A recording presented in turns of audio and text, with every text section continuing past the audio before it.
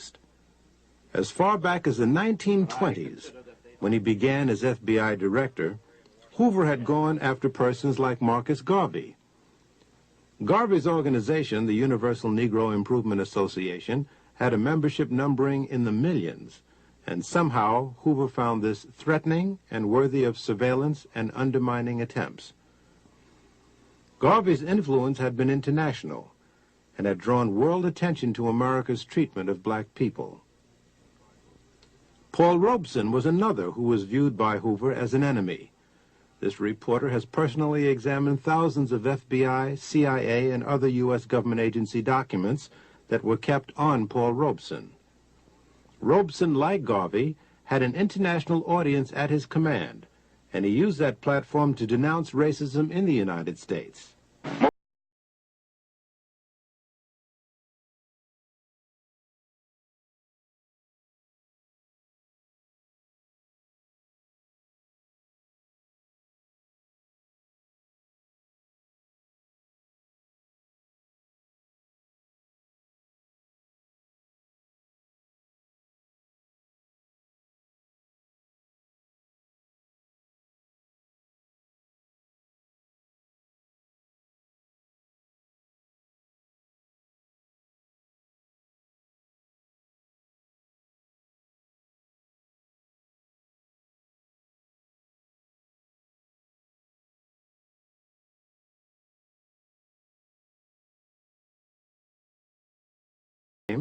Many factions of the civil rights movement had developed the same international perspective. Those of us living in the United States who see ourselves as, and who are in fact, descendants of the Africans who were brought to this country, who were enslaved, and who were rebelling and revolting now against our oppressive condition, and we are concerned about Africa. We see Africa as our motherland, and we feel that we have a responsibility to speak with as much passion as any other African on this issue. The United States government says that change must come in South Africa through peaceful means. That same government has over 500,000 troops in Vietnam fighting not white people, but brown Vietnamese. So it is small wonder that the civil rights movement was also subjected to heavy attack by Hoover. Billions of government dollars were spent in this direction. Many of these activities were not only unwarranted, but of questionable legality. The congressional hearings into the assassination of Dr. King bore this out. 2 FBI agents testified before a Senate committee chaired by Senator Frank Church.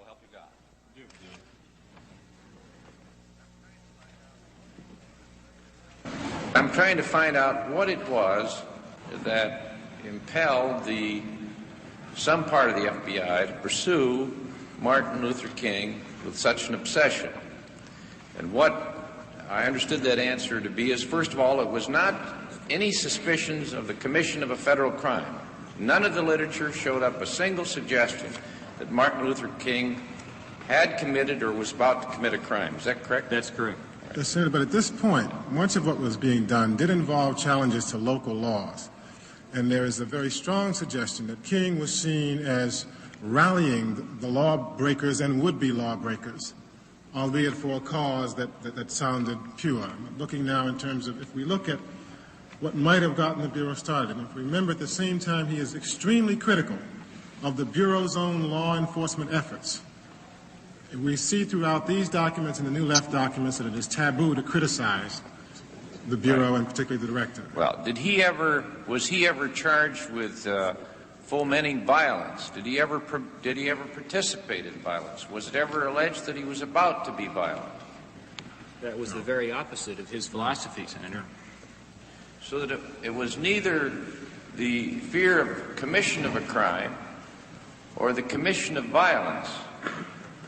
Was there any serious charge that he himself was a communist? No such charge ever was made. So that what was left then was a decision on the part of some persons or person within the FBI that he should nevertheless be pursued. And replaced. And the basis for that apparently was political. The decision that he was dangerous or potentially dangerous to someone's notion of what this country should be doing, and a further theory that the FBI possessed the ability to enter into this field and to investigate and to intimidate and seek to neutralize and indeed replace a civil rights leader that they thought to be politically unacceptable. Is that correct? Yes. Correct. All right. And the tactics they used apparently had no end. Microphonic surveillance of hotel rooms. They included informants. They included sponsoring of letters signed by phony names to relatives and friends and organizers. They involved even plans to replace him with someone else the FBI was to select as a national civil rights leader. Is that correct? Yes, that plan didn't get very far. But it was seriously considered, and Mr. Hoover penned a note to that suggestion commending its authors, did they not? Yes. Right. It also included an indirect attempt to persuade the Pope not to see him. And many other people. A direct attempt to persuade one of our major universities not to grant him a doctorate degree. That's correct. After the March on Washington, there was an acceleration. He was defined because of his speech in that demonstration in Washington as the most dangerous and effective leader in the country, and there was a paper battle within the Bureau as to how best to attack him, and he was attacked. After Time magazine named him as Man of the Year, again, the Bureau finds that reprehensible, believes it must attack and destroy. When he was given the Nobel Prize, again, they seek to discredit Dr. King with the persons who welcomed him back from that award. When he began to speak out against the Vietnam War, there's a new crescendo of efforts by the Bureau to discredit and destroy Dr. King. It is my feeling that the assassination of Dr. King was a part of a conspiracy in the country, and I do believe that some individuals in very high places of our government were involved in this conspiracy. And it is the same conspiracy that eliminated and destroyed President Kennedy, Senator Kennedy, Malcolm X, Medgar Evers, and so many other freedom and human rights individuals. I'm convinced that the government was involved at some level. I will never separate the conduct, the attitude of Hoover and the FBI from Dr. King's assassination. I never will do that. I think one of the most important things that come out in that investigation was that Martin Luther King in Memphis was in a white hotel, and the FBI admitted that they leaked to the press that Dr. King was staying in a white hotel instead of a black hotel, and it was that embarrassment that forced Dr. King to move into the Lorraine Hotel where he was killed. There are more questions regarding the FBI's role in the assassination of Dr. King. For example, why was Dr. King stripped of his protection just before he was killed in Memphis? Reporter Les Payne and myself interviewed police officer Ed Reddit of the Memphis Police Department, who told how he was mysteriously removed from his security post near Dr. King. However, later, his superior, Chief Holloman, denied doing so. Why do you feel you were pulled away from your assignment of surveillance that day? Why do you think they pulled you away? I think because whoever pulled the trigger, I could identify. When there were complaints from somebody, did we reduce manpower at the Lorraine? Did we reduce manpower in the area? No. The attorneys general in 1965 had for 25 years authorized wiretaps in a fairly widespread fashion. This was just one. At the very most, the only thing I can think of that I would have done, but I didn't even do that, was go talk to Bob Kennedy and ask him about it. But Mr. Katzenbach, in whom I also had great confidence, without giving me the details, said that it was all right, that he had, that there were no, it was not being done anymore, it would not be done anymore, and that there was just nothing to worry about. I think the issue is the near-fascist police state mentality that pervaded the intelligence community, that is a danger to America to this day. Malcolm X was kept under heavy FBI surveillance since he got out of prison back in 1953. As he rose to national prominence as the black Muslims' chief spokesman, he became aware that he was under close watch. Our desire, our prayer, that we can have a peaceful, intelligent rally here this afternoon. But at the same time, we see that they have surrounded us with many of their own agents, in uniform and out of uniform. That surveillance escalated into the infiltration of the Nation of Islam. Personal frailties were played upon, jealousy arose, and Malcolm was ultimately ousted from that organization. This caused an intense climate of rivalry that set the stage for Malcolm's assassination in February of 1965. He was really declared a hypocrite at the time. And because of some of the things that he was saying in regards to the Honorable Elijah Muhammad, may God be pleased with him, a strong position was really taken against him. The ministers began to speak out against the things that Malcolm was saying in regards to the Honorable Elijah Muhammad, accusations that he had made about the Honorable Elijah Muhammad. He had accused the Honorable Elijah Muhammad, for instance, of fathering children and etc. And you must understand that at that time, the Honorable Elijah Muhammad, to the Muslims then, was held in such high reverence as you would even think of any prophet being held in high reverence. And this is the kind of love and admiration that the Muslims at that time had for the Honorable Elijah Muhammad. So when Minister Malcolm began to say those things, it was taken as an outright lie. I would say that, take for instance, one time in the Muhammad Speaks at that time, the newspaper printed a big article concerning the chief hypocrite. And it actually had a picture of Malcolm's head, you know, rolling or bouncing down the street at that time. And, you know, the way that picture is depicted, you know, he has little horns on his head and things like this here. So indirectly, I would say that a very, very strong position was taken against him. Yes, he's immoral. You can't take 9 teenage women and seduce them and give them babies and not tell me and then tell me you're moral. You could do it if you admitted you did it and admitted that the babies were yours. I'd shake your hand and call you a man. A good one, too. But anytime you seduce teenage girls and make them be charged with adultery, make them hide your crime, why, you're not even a man, much less a divine man.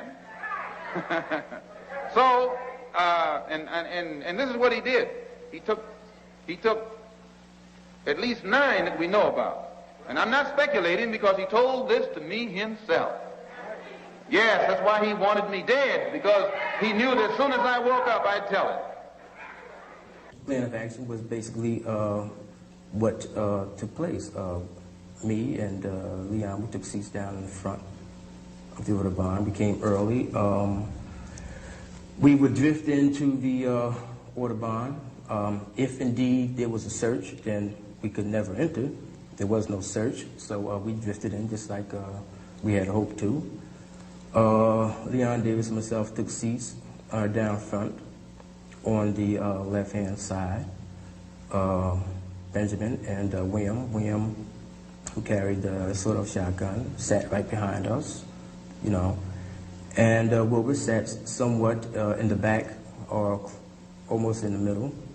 And our plan was, as soon as the brother came out to speak, that Wilbur would throw the smoke bomb to make a distraction, and that William would fire his shotgun, and that Leon and myself, we would fire our weapons, and then this break for the door. And without any further ado, I bring before you Minister Malcolm, and I pray that you and I will listen, hear, and understand. Thank you.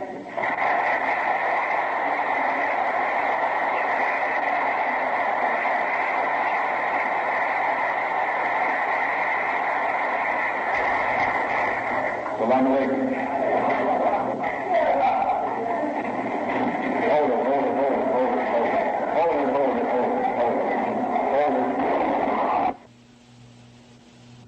As in Dr. King's assassination, a police superior has trouble with the truth.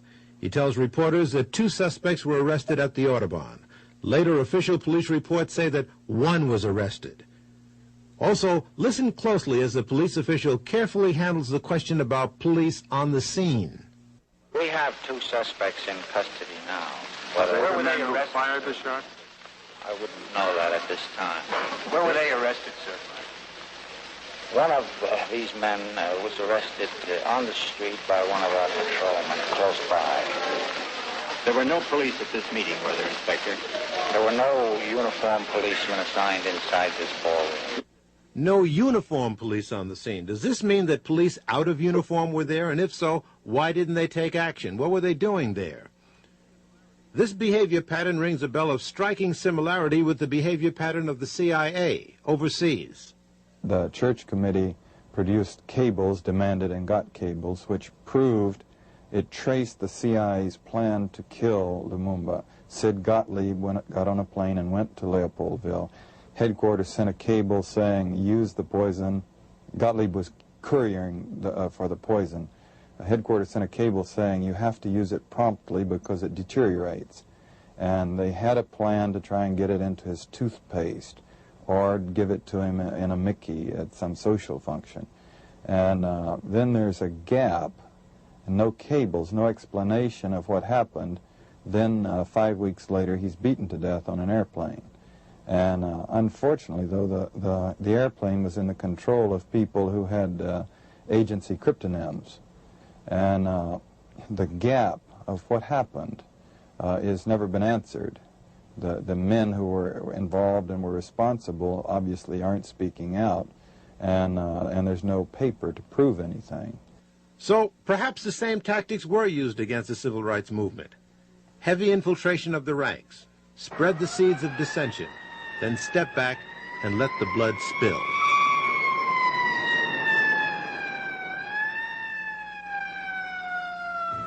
As I see it, Mr. Chairman, is for this committee to be able to figure out how to persuade the people of this country that indeed it did go on. And how shall we ensure that it never happen again? But it will happen repeatedly unless we can bring ourselves to understand and accept that it did go on.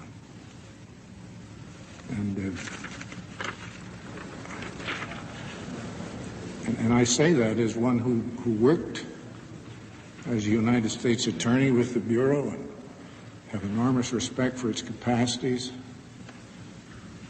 in the field of kidnapping, bank robbery, and a lot of other things, but am appalled to learn what if it's correct, the intelligence side of that Bureau was up to for so long. If we would like to believe that the FBI would do all this viciousness and all of these things to an individual and would stop short of killing him, then we're out of our mind. In America today, if we believe the CIA would deal with foreign assassinations and would not consider it at home, that's like saying the mafia runs crooked gambling tables in South America, but honest ones in America. It just ain't true. We've seen then how the decade of struggle ended. Many of the prominent figures like Malcolm X and Martin Luther King Jr. were assassinated amidst an intense climate of hatred that government agencies were acutely aware of. In fact, the FBI contributed to creating the climate of hate. Moreover, the assassinations themselves appear to have been facilitated by an elaborate network of government and police agencies who were watching very closely every move that Malcolm X and Martin Luther King Jr. were making, and then at the same time they disappeared just as the assassinations occurred. But those were the leaders. What about the students, the troops of the movement? Well, they too are subjected to harassment. This document that you're looking at now shows how the FBI tried to divide factions within the Student Nonviolent Coordinating Committee. And the Black Panther Party was also subjected to heavy, heavy surveillance. We knew the history of the FBI's infiltration tactics in other organizations, particularly the American Communist Party. There was already a record compiled that showed that the FBI was even in charge of various branches of the Communist Party. So we understood that police tactic of infiltration. There was a situation where, in a sense, the white racism was its own victim. Like, for racist reasons, J. Edgar Hoover had not recruited black agents. He had a lot of white agents. And it takes time to train some black agents. In the meantime, those white agents, try as they might, were not able to infiltrate our ranks because the Black Panther Party did not have any white members, okay? And we relied upon people that we knew. And we kept people that we didn't know on another level. And I think this is why we didn't suffer more, put it that way, because they did catch up and start a crash program of recruiting black agents, and they very quickly filled that gap, but it took them about a year to do it. In the summer of 1978, I interviewed a man who worked as an informer for the FBI during the 1960s. His name is Dothard Perry, also known as Ed Riggs, also known as Bill Perry, also known as Othello. How were you paid? The pay was always in cash. Cash, and you would sign a card. It would go like this. A rendezvous or a drop-off point would be picked out either by yourself or the agent. You would meet the agent there. Usually it would be in a vehicle. You get in the vehicle, he would hand you the money. He would tell you first to count the money. He would tell you the amount while you counted it. If the amount was there, he would then bring out a card. On that card would be for the week of such and such. In other words, the week was dated. So-and-so has been paid the amount of. Then you would sign the card, and then the agent would sign the card. The reason for this is that if all of a sudden the IRS became very interested about where you were getting all this extra money from, you could always tell them to go back to the Bureau, and the Bureau would have your cards on file. I see. Were there such things as bonuses? Oh, yes. What were they paid for? Bonuses were paid for, suppose while you were meeting with, or you were at a meeting with Bobby Seals, Chulai of the Red Army happened to come to the meeting too, which is something which would be a new development. That's bonus time. In other words, a hot piece of information. Hot piece, very hot piece.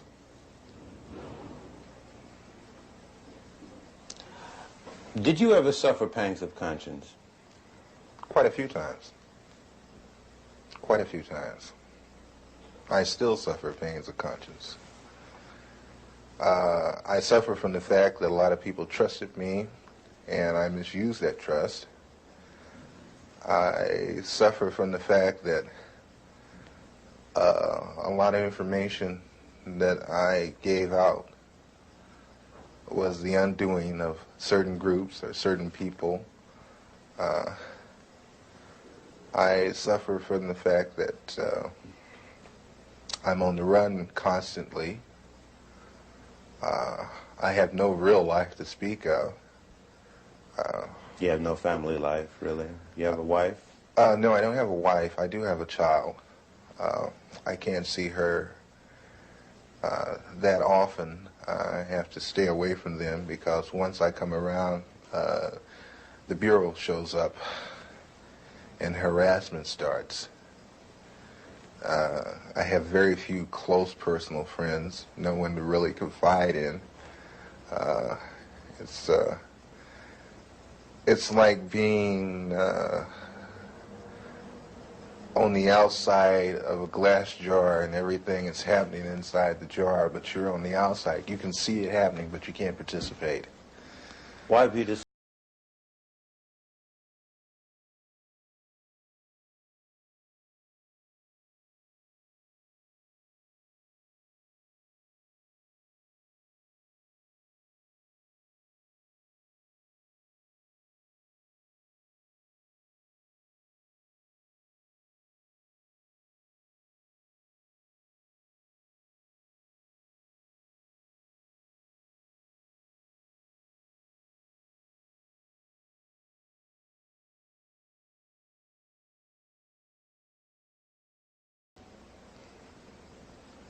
Many would say, well, look, you yourself just got through saying that the BLA was involved in criminal activity.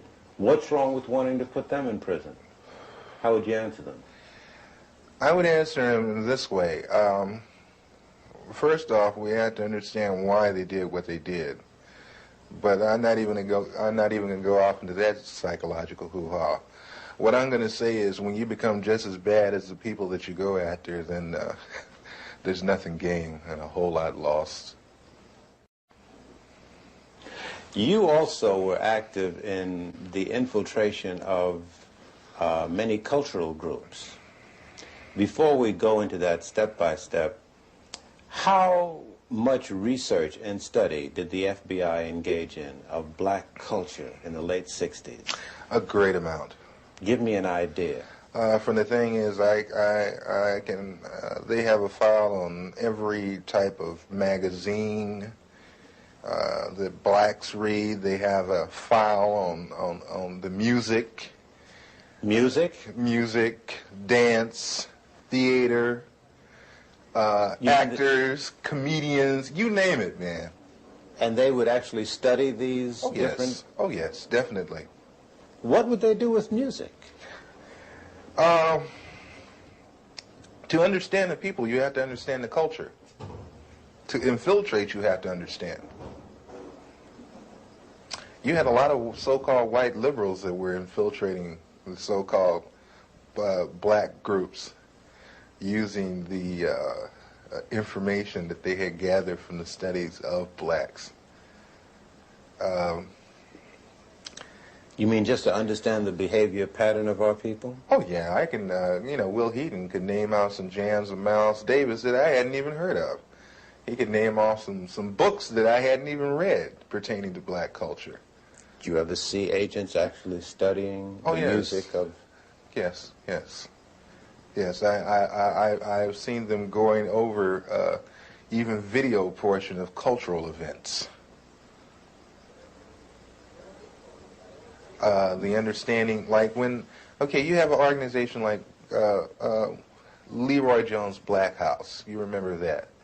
Okay, Leroy Jones's place, which was done on the thing of tribalism. That's where I first heard the word Kintu, Mantu, Huntu, Hentu. These words of the African continuum. I learned that from an agent. He ran it down to me. They make in-depth studies of the personalities of the people they're dealing with, too, culturally. It always helps. It's a thing of, you can take their culture and use it against them. How large would you say an extensive collection on our culture would you say the FBI has? Would you rate it as large as a particular library, like the Schomburg Library in Harlem? Or... I would rate it better. I would rate it better, and the fact is that they go into details that we probably would overlook. Will Heaton used to meet me in different places. You know, Will Heaton, that was one of my supervising agents. There is a certain bar in the Los Angeles area where people into black cultural things met, and Will Heaton used to meet me there. And he would go into very long and tiring conversations with some very articulate brothers about culture, African culture, and Afro-American culture. Tell me about some of the cultural organizations that you infiltrated and what you did. PASLA, Mafunde, Watts Writers Workshop, which they had. The Watts Writers Workshop? Yes. Watts Writers Workshop, which was one of the oldest established black writers workshop. That place was burned down. Yeah. The Bureau had it burnt down. How do you know that? I know because I participated. I did the arson. You burned down the Watts Writers Workshop? Yes. Why did they want it to go? At the time, funding had been cut to the workshop, had been cut out, but it looked like there was a possibility of a grant being given back to the workshop. And if there was no theater, there would be no grant. How did you do it?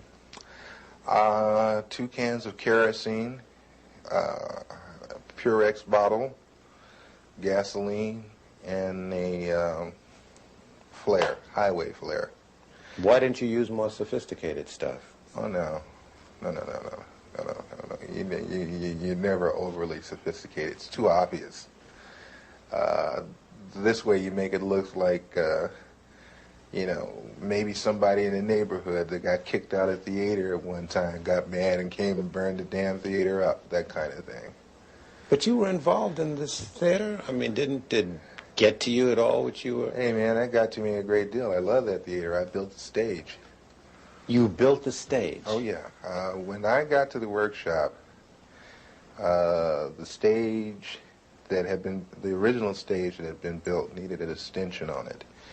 The original part of the stage was in terrible condition. They had no lighting system. I put the lighting system in myself. I put the stage in myself. And that was a stage, man. And that was a theater. It's a nice theater. Who was the director of that workshop? Harry Dolan. Harry Dolan. Some very, very well-known artists supported that workshop, gave money to it. Some very well-known artists came out of the Watts Writers Workshop. You know, Glenn Tubman, Yaphet Kotto. Sidney Poitier used to come down there and give a class. Sammy Davis Jr. used to come down there all the time.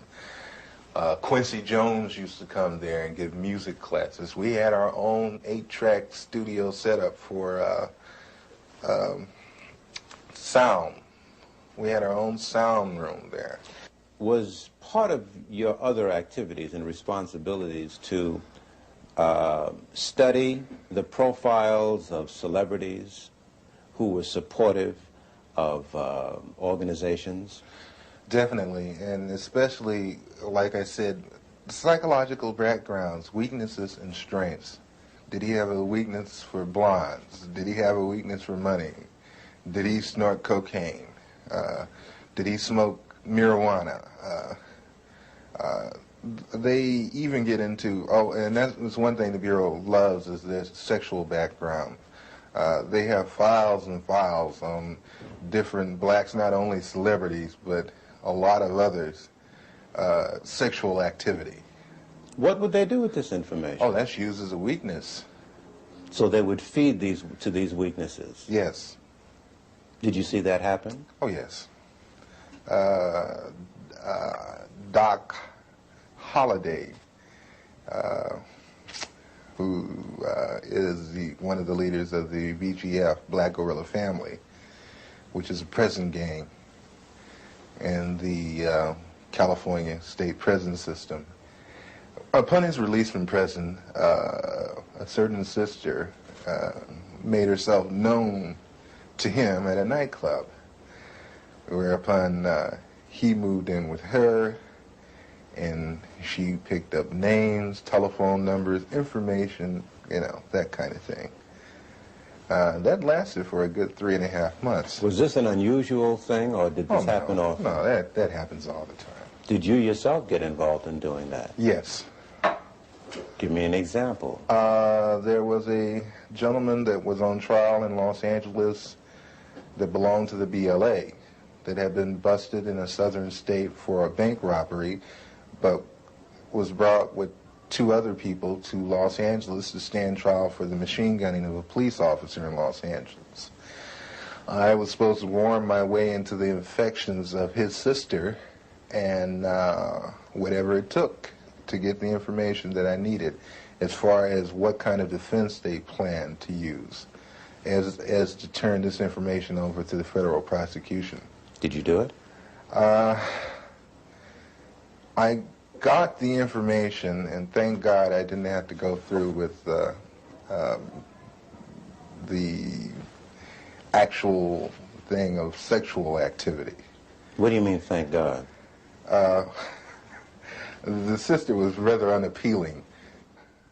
How did you justify to the organizations in which you had infiltrated yourself that you were living on an $800 a week stipend or on an $800 a week standard of living when most of them were living hand to mouth? Well, hey, brother, you know, I'm hustling, you know. I mean, hey, man, you know, sell a little of this on the side, a little of that on the side. You know, I get over, you know, that kind of thing. In other words, ain't nobody's business but mine where I get the money. So, you know, everybody took it for granted that I was possibly doing a little dealing on the side.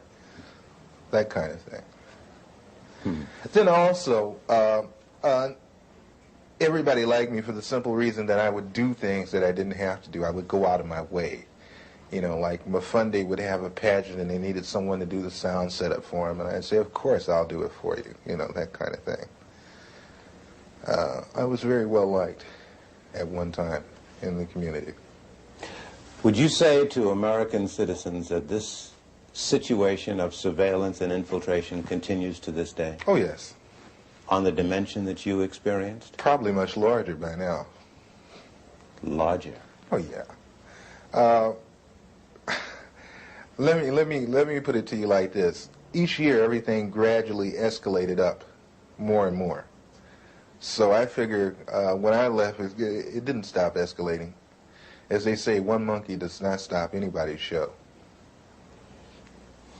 You mentioned Sammy Davis Jr., who at one time, it was reported, gave money to the Black Panther Party, I believe. Were you ever assigned to look into that?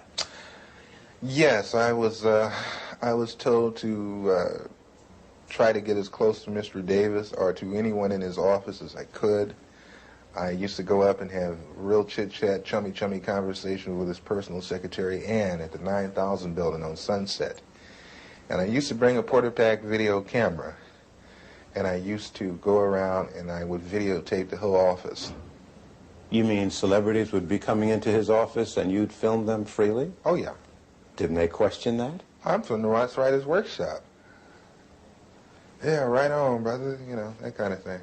No questions asked. Same thing with the NAACP Image Awards. You know, they were very interested in people like Sammy Davis Jr.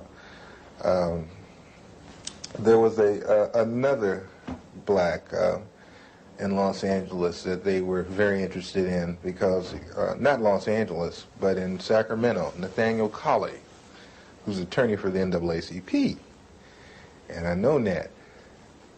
And they wanted information on him, just for the simple reason that he's an attorney for the NAACP, which makes no sense to me, but must make a lot of sense to them because they use the information.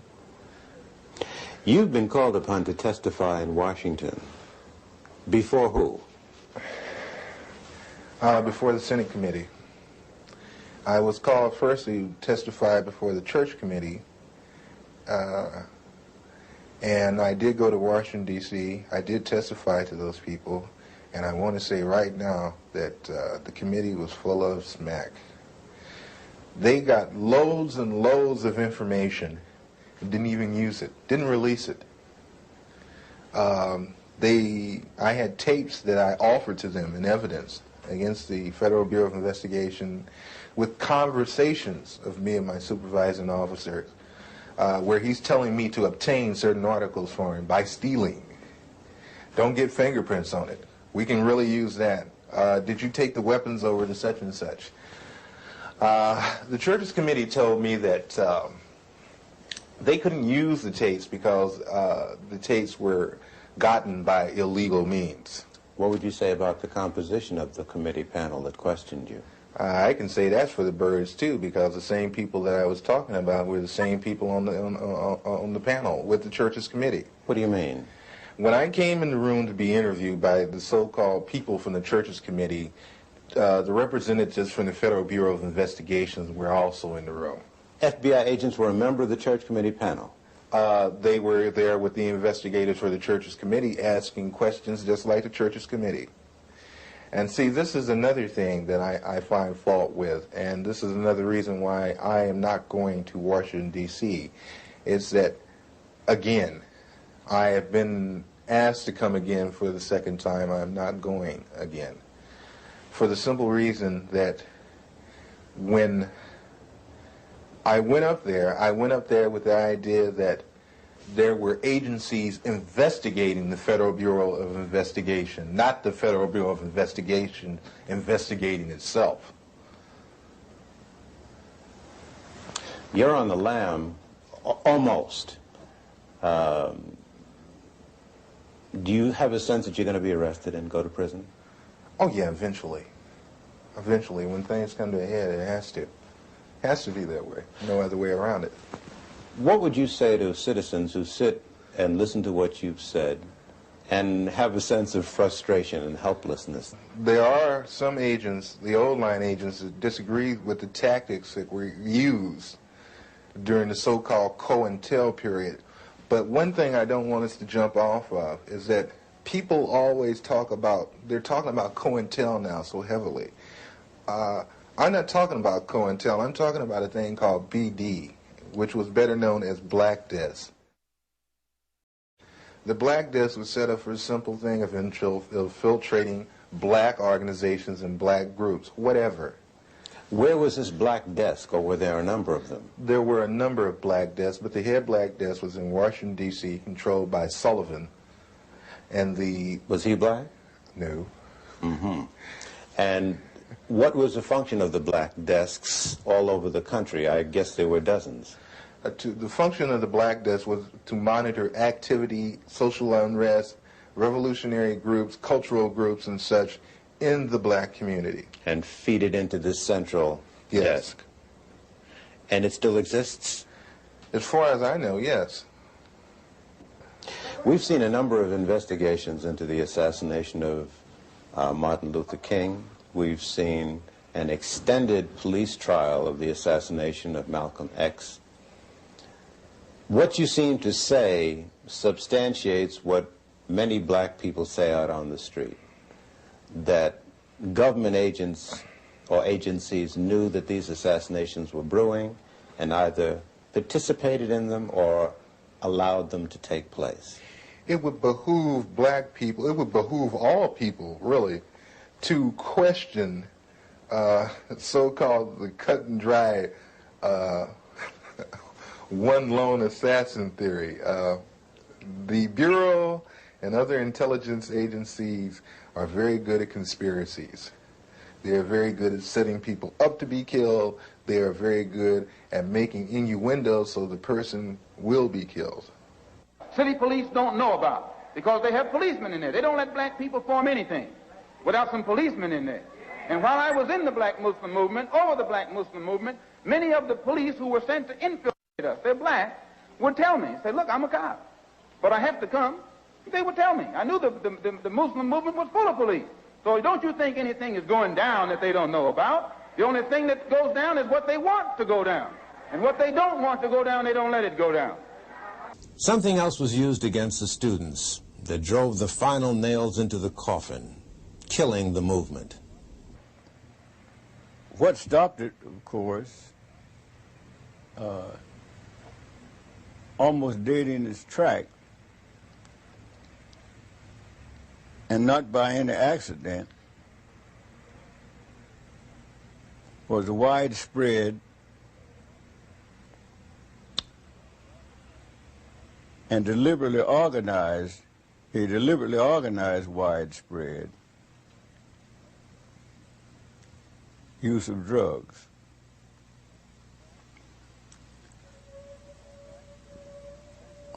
The fact that a decision was made, and I think most of you are familiar with the broadcast of the mafia defector who went on public media to declare what happened and outline in great detail the great plan of how to destroy the black youth of the nation, starting in New York. He said in a meeting 20 miles outside of New York City, the great decision was made. He said he didn't have to guess about it, and those who heard him know that I'm quoting him almost verbatim, because he was there. And the decision was to concentrate the distribution of drugs on the black youth of the nation, starting in New York. Starting in New York, beginning in the elementary school, and that to punish, even on the pain of death, any of the distributors who invaded the white community or predominantly white schools. That New York and other large cities were to be divided up into districts. The district commander, black, was to be given any kind of car he wanted, Mercedes, Rolls Royce, anything, because this would be a part of the sales pitch. Said blacks just love fine cars, and he'd drive around through the community in his fine car, and some of his key assistants, and he'd be identified, he'd be known, and that sort of stuff. And so the stories, I'm not going any further into it. But thus it began, and the spread over the country. And we fell for it. Now, one thing was important. That the thing to attract the blacks, more than any other thing, more than the drug itself, but to spread the word, have a number of key young people in it, and to spread the word that this is the end thing. So that'll get them. Just say it's the end thing, and they'll brave the fires of hell to be a part of the end thing. So that's our story of the decade of struggle. We put together this film to pay particular homage and tribute to the extraordinary young people of that era. And we give the story to our young people of today in particular, in the hope that they'll stop and think about much of the negativism that they're caught up in nowadays, and try to understand why.